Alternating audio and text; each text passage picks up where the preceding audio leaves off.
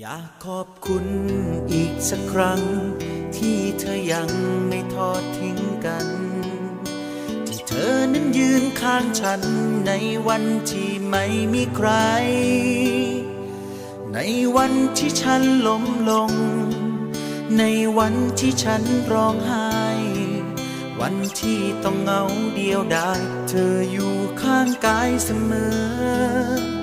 ขอบคุณฟ้าและสวรรค์ที่ให้เราได้มารักกันแต่งเติมชีวิตของฉันเติมฝันให้เต็มหัวใจขอบคุณที่เธอรักกันขอบคุณที่เธอมั่นใจ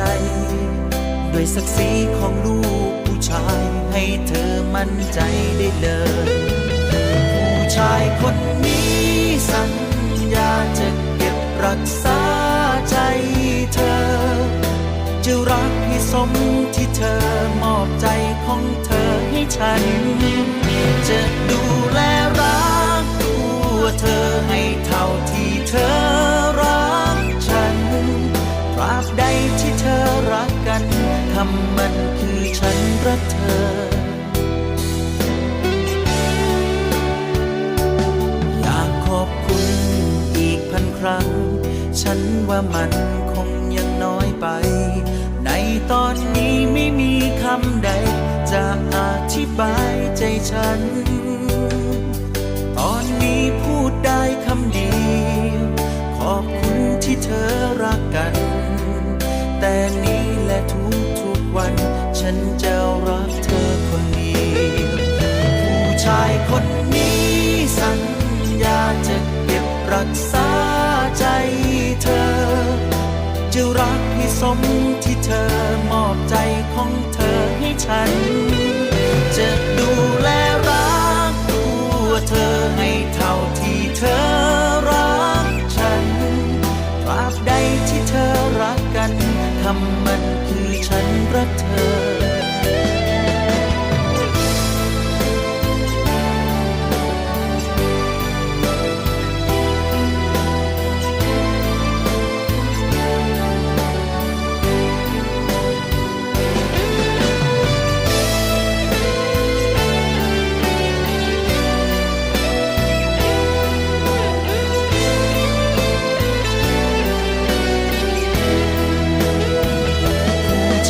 คนนี้สัญญาจะเก็บรักษาใจเธอ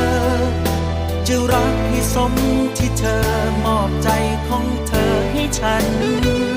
จะดูแลรักตัวเธอให้เท่าที่เธอรักฉันตราบใดที่เธอรักกันคำมันคือฉันรักเธอ